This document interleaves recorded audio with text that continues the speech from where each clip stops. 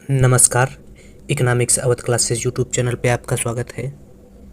आज की क्लास में हम लोग अर्थशास्त्र बीए फिफ्थ सेमेस्टर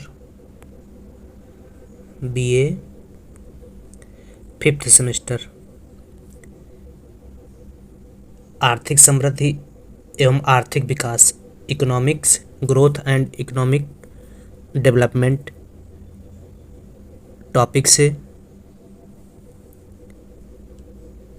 एक महत्वपूर्ण अप्रोच या प्रत्यागम कह सकते हैं है, जिसका नाम आधारभूत आवश्यकता प्रत्यागम है, के बारे में अध्ययन करेंगे। आज की क्लास यह बीए के विद्यार्थियों के साथ साथ नेट की तैयारी कर रहे विद्यार्थियों तथा टीजीटी एवं पीजीटी की तैयारी कर रहे विद्यार्थियों के लिए महत्वपूर्ण है। और यहाँ से प्रश्न पूछ सकता है कि आधारभूत आवश्यकता प्रत्यागम का प्रतिपादक किसके द्वारा किया गया या प्रतिपादन किसने किया।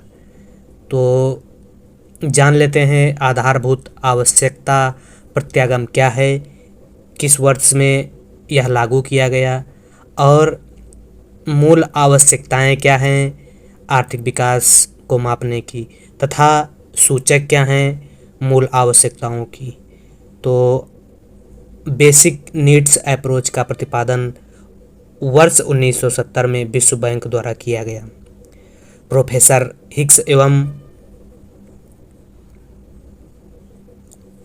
स्ट्रीटन ने मूलभूत आवश्यकताओं के लिए 6 सामाजिक सूचकों को बताया और यह सामाजिक सूचक आर्थिक विकास को मापने के लिए पर्याप्त बताए गए प्रोफेसर हिक्स और स्ट्रीटन द्वारा।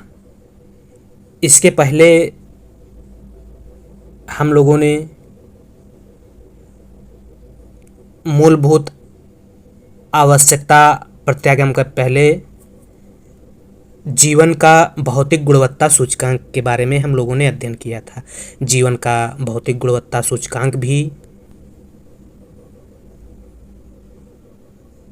जीवन की गुणवत्ता या कल्याण को मापने का प्रयास करता है। जीवन का भौतिक गुणवत्ता सूचकांक एक माप है जो मानव के 3 बुनियादी आवश्यकताओं पर बनाया जाता है, जिसमें साक्षरता दर, जीवन प्रत्याशा और शिशु मृत्यु दर को लिया जाता है। अगर जीवन के भौतिक गुणवत्ता सूचकांक PQLI के प्रतिपादक अर्थशास्त्रियों की बात की जाए तो प्रोफेसर जॉन टिनवर्जन ने 1776 में इसका प्रतिपादन किया था, लेकिन मैरिज डी मैरिस को प्रमुख रूप से इसका प्रतिपादक अर्थशास्त्री माना जाता है। मैरिज डी मैरिज ने 1979 में इसको वैज्ञानिक रूप दिया, PQLI को वैज्ञानिक रूप दिया। यह भी जीवन की गुणवत्ता या कल्याण मापने का बेहतर सूचक माना जाता है। प्रोफेसर हिक्स एवं स्ट्रीटन ने मूलभूत आवश्यकताओं के लिए 6 जो सामाजिक सूचक बताए हैं या मूल आवश्यकता बताई हैं, उनमें स्वास्थ्य, शिक्षा, खाद्यान्न, जलापूर्ति, स्वच्छता और आवास को लिया गया है।